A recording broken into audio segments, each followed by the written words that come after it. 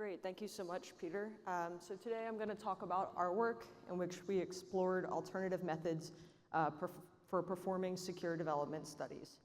But first, I want to explain why it's even worth studying developers, although it might be less difficult to convince people in this room. So developers struggle with security. This is a long-standing issue, and in fact, the National Vulnerability Database reported almost 29,000 vulnerabilities in 2023. This is up from 25,000 in 2022. And these vulnerabilities are often caused by developers who either make mistakes or misunderstand security, as we can see in prior work. So in order to address these vulnerabilities, we have to understand it. In order to understand them, we have to study developers as they build code. So how might we study developers? Well, we can use things like interview studies or surveys to ask them about their past experiences, organizational structures, so on and so forth. If we want to measure things like interventions or their actual abilities or skill sets, we might use something like code writing studies. There are a number of challenges with code writing tasks. As many of us in this room are aware, code writing is time consuming. Often developers spend months or years building a system, which we can't necessarily replicate in a lab setting. Tasks are often difficult to scope because they're building whole systems, and again, we can't have them come in and build an entire piece of software, so we often have to scope our tasks down to something much smaller. It can also be difficult to effectively design these studies because we want to mimic their real-world environment as much as possible, while also controlling various variables to be able to make statements about our results. And lastly, developers are incredibly difficult to recruit and retain because they are hard to find, much more often harder to find than general end users. We're asking them to participate outside of their work hours, and I don't know about all of you, but the last thing I want to do when I come home from work is do more work. And they often participate for less money than they are paid at work, as developers can be compensated upwards of hundreds of dollars an hour, and we just can't afford to do that in these studies. And so all of these challenges lead to increased dropouts and lower sample sizes, which can impact the generalizability of our results. And so one might wonder, well, are there alternatives to code writing tasks that give us similar results, but reduce this stress on participants and help them kind of stay grounded in our studies? And in fact, we were not the first people to wonder this. In 2021, there was a paper here at SOUPS in which Danilova et al. Explored the use of code review as a possible methodology for these studies. They had participants write code reviews about snippets from a prior study that they had run, and they found that code review was potentially useful in place of long programming tasks, as they were able to identify some of the issues that developers faced.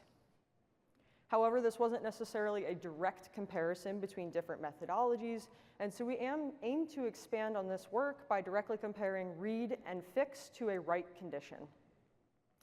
So what do I mean by write, read, and fix? So we have our three conditions here, and write, participants were tasked to write code to complete a specification that we provided them.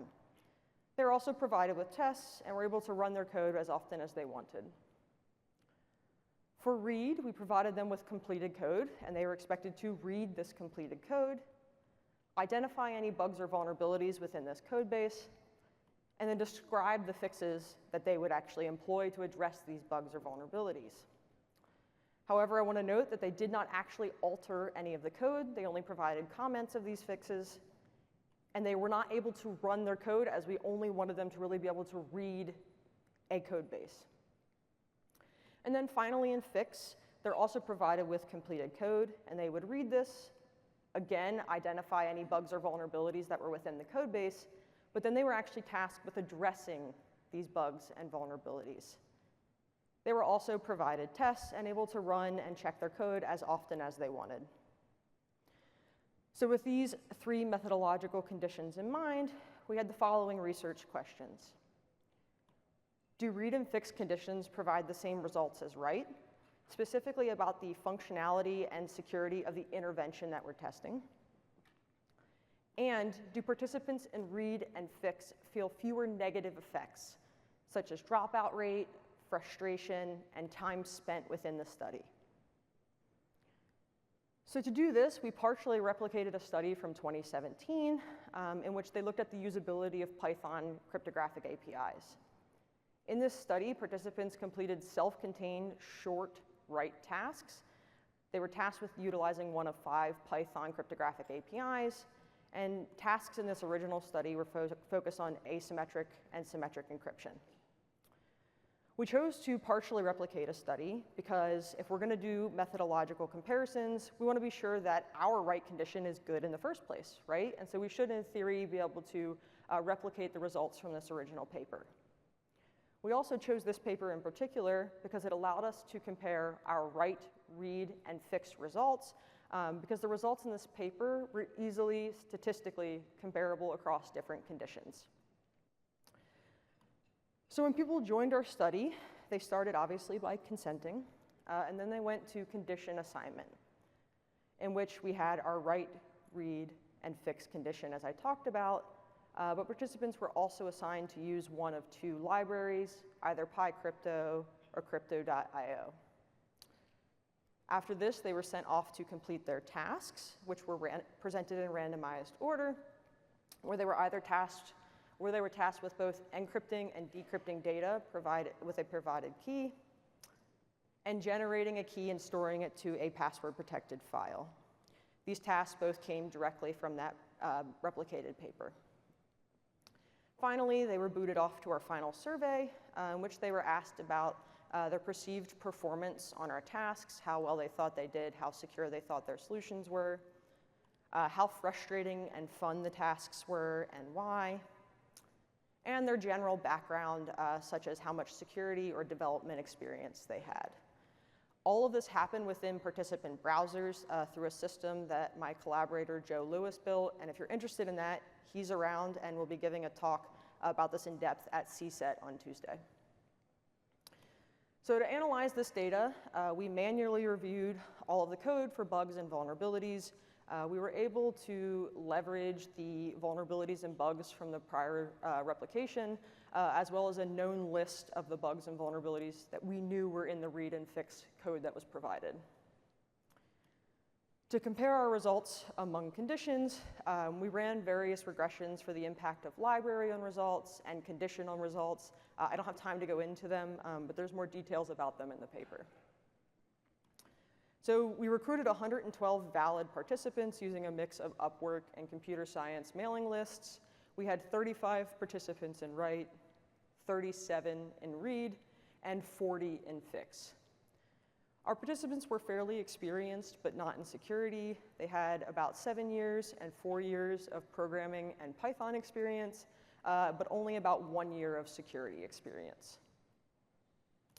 So just a reminder, these were the research questions we were trying to answer, but rather than dump a bunch of statistical results on you, I want to share what should be impactful to you as researchers about this work, since this is a researcher-driven study.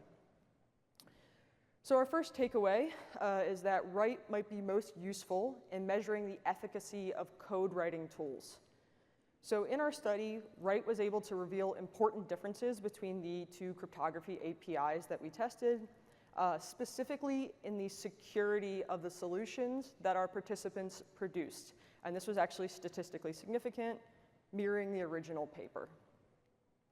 Write was also able to reveal key documentation issues in which participants using PyCrypto were more likely to introduce a certain vulnerability that had been previously attributed to the documentation. Notably, these differences were substantially less visible in our read and fix conditions, and we posit this may be because security APIs are designed to help prevent developers from making security mistakes, right? They're designed to help developers write code, rather than identifying vulnerabilities or fixing them, which was what people in the read and fix task were focused on. Our second takeaway is that read may be able to be used to measure developers' knowledge. So in our study, read participants paid very close attention to their code. They identified fewer, but a more diverse set of bugs than those in the fix condition.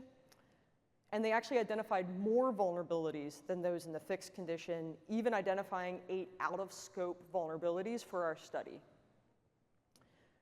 This suggests that READ might be useful for identifying developers' overall security awareness and knowledge, or for lack of a better word, their upper bound of awareness and knowledge. Our third key takeaway is that FIX may be useful for measuring developers' abilities to do quick fixes. So our FIX participants heavily focused on passing the tests we provided them, and we in no way indicated that these tests were exhaustive, just that they were there to kind of help guide them.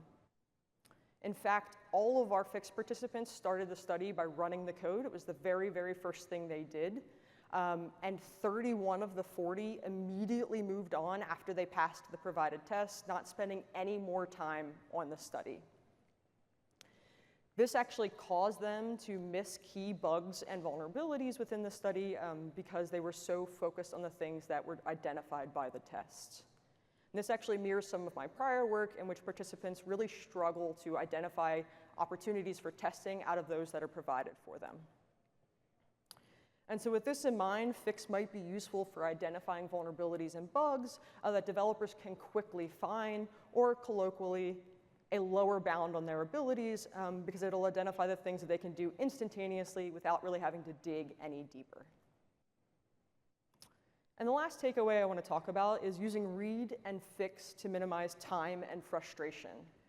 So READ and FIX participants spent statistically less time than those in the right condition. And FIX actually had fewer dropouts than those in the right condition. READ and FIX participants enjoyed their tasks, reporting lower frustration and more fun than those in the right condition. And so READ and FIX may offer an appropriate option when recruitment is a concern, which is often true in developer and professional studies when you think about the key trade-offs that may come with using those conditions. And so to conclude, in this paper, we offer possible 2 alternatives, READ and FIX, to code writing studies. Write. We found that Write more clearly identified the security differences between security APIs. READ participants paid close attention to the code, and FIX participants focused on passing their tests, so much so that they missed key vulnerabilities in the study. Participants felt fewer negative effects, such as frustration and time spent in READ and FIX, which means that employing these methodologies may actually help in retention and recruitment, a known problem in conducting these studies. I want to thank the NSF for sponsoring this work, and with that, I'm happy to take any questions.